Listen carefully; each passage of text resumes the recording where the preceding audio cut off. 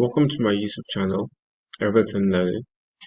So today we'll be looking into the task create table. So we're being asked to create a table. The table name is patient data. So the first step in creating a table is knowing the type of data you're handling. In so doing, it's going to give you an insight in the data type to use and why you should use it. And then also knowing when to apply null or not to apply a null. So firstly, we'll start by writing down the syntax. So we have create table, then we move next into the data type, which is patient data. So sorry, the table name, patient data. So now going into columns, as you can see, I gave us the columns name. We have patient ID, full name, gender, date of birth, phone number, email, registration time, and outstanding balance. So for the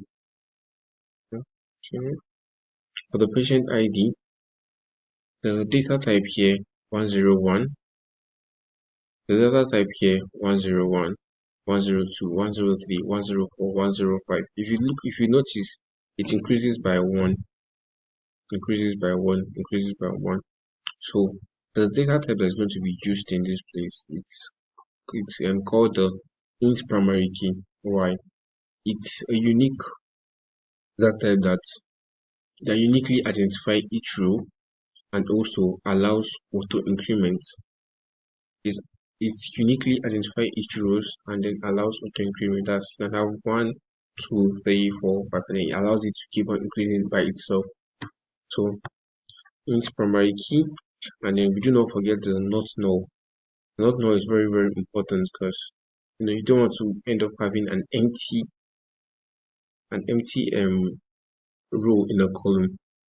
It will make your data not, your table not as in well created and stops. And one of the main reasons why you use the not null in creating your table is because, let's say you want to make a query that's going to return a certain value in a column, and maybe while creating it you omitted it and then you just went on and created it. So when you now came to quest for that particular value in that row, it's nowhere to be found because you omitted it and then you didn't use the not null command to show that okay, there is this column, there is this row that doesn't have this value, so we need to insert a value first before we continue. Then we'll move next to the second column. Yes, we'll move next to the second column, the full name. So the full name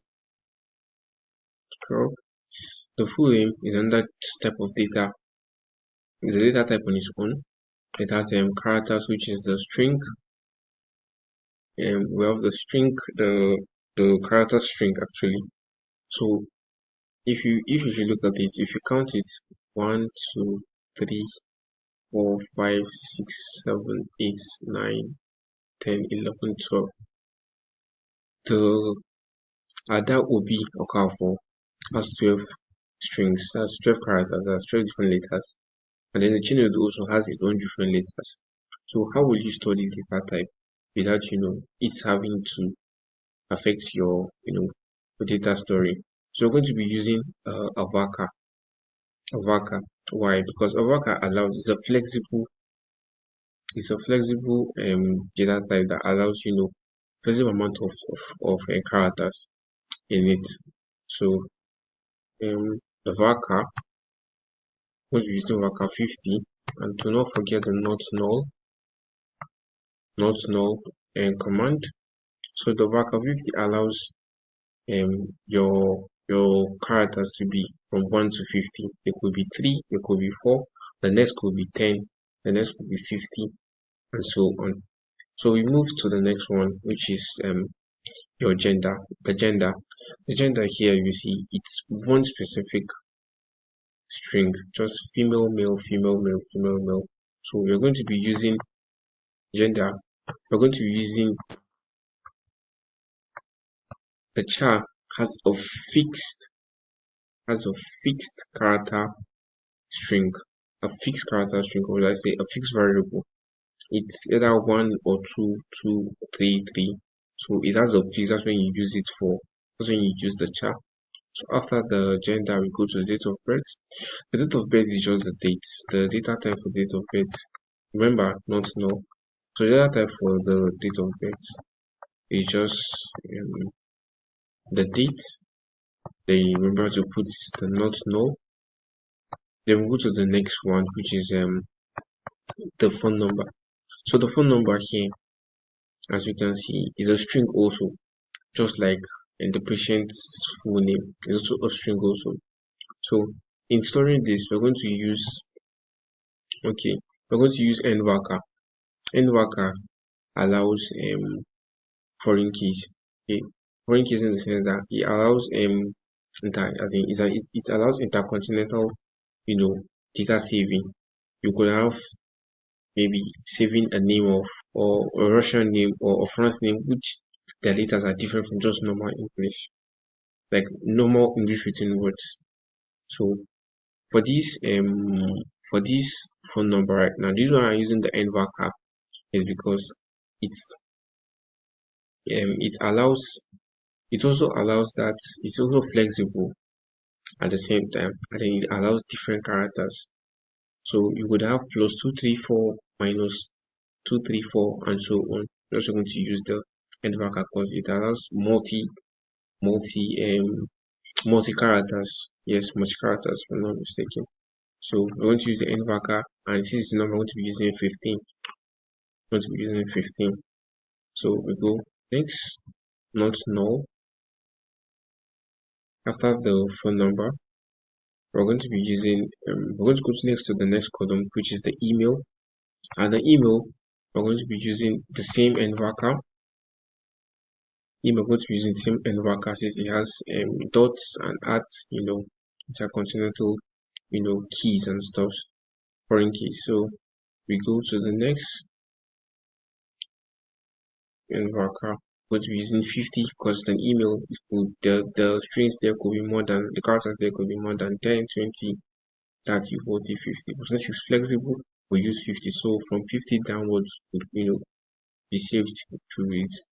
Then after the email, we go don't forget to put the not null. Then we go next to our registration time. So the registration time, the data type is just time. Just used to save time. That's all. Then we go to the outstanding. The outstanding balance here we see is an amount. It's an amount. So outstanding balance. So the outstanding balance means the data type for outstanding balance. If you look at the data here, you can see that it's in decimal. So since it is in decimal, the data type is decimal. But there is a catch in this. Just as we have for the nvarchar bracket 15, you also have for the decimal. So if you count how many, okay, let's not we can just use this, but in the real world scenario whereby you don't know if the data you're seeing here is the highest or there are ones below that are higher digital as in numbers than this. Or just to use this as an example, when you count the numbers here 1, 2, 3, 4, 5, 6, 7, these are the 7 digits. So meaning we're going to be having 7, 2. That's 2 digits after the decimal number. But in total, you're having 7 digits. If you minus it, you have 5. So it's 5 digits, then the next is 2. So that's how we do it. So just as this one, what we have here is 1, 2, 3. So it's going to be 3, 2, and then so on and so forth. So after that, you put not null, you come down, you close your brackets, and then you remember you open your bracket here, and then you close it. So go to next to the next statement, which is the insert statement. The insert statement,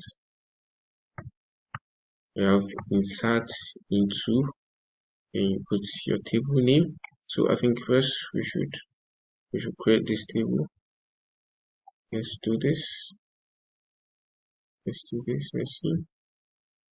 Again, type of, okay, date, continue, patient data. They are going to be inserted into these columns respectively. So we have patient ID, full name, gender, date of birth, email, number, tuition outstanding, and more. Yes, and that's all. So we go next into the values. So the values are the data, these data here are going to be inserting into these columns. When you put it, and now we have the first name, which is as the first column, the patient ID. Once we inserting this data into it, which is 101, which is just an int, just a number. Then we go next, which is a character here, which is a letter. A character here. So we save them using a hyphen, and enclosed hyphen. Well, I say a quotation. Yes, sorry, a quotation, enclosed quotation. Ata will be careful in quotation, so as the female, the gender, date of birth, and many more. So at the end of all, you close it.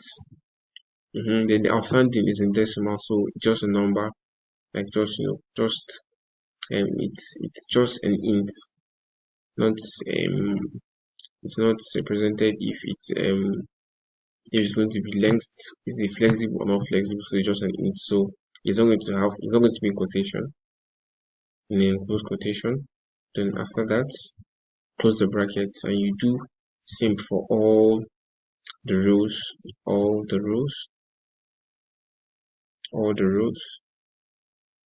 So we do it for Emeka, and for Ifeoma, push.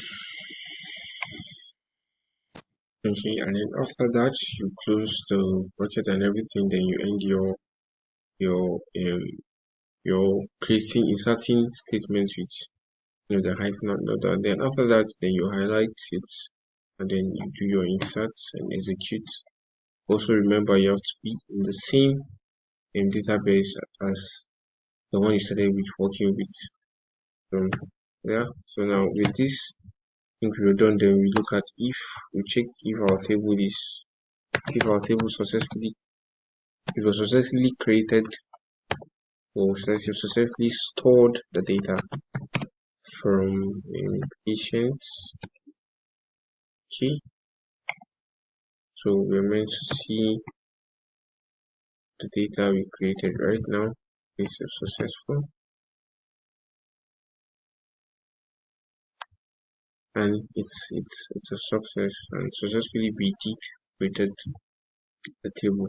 So in our next class, I'll be I'll be doing other taxes where I'll be asked to return a certain column, return a certain data, and many more. Thank you very much. And also subscribe to my YouTube channel. Do not also forget that if you have anything to say, if you have any comments to make, if you have any if you notice anything that you would love to share with me, I gladly, I'm actually happy to learn from you guys. So drop your comments in the comment section. Thank you very much. Drop a like and many more. God bless you all.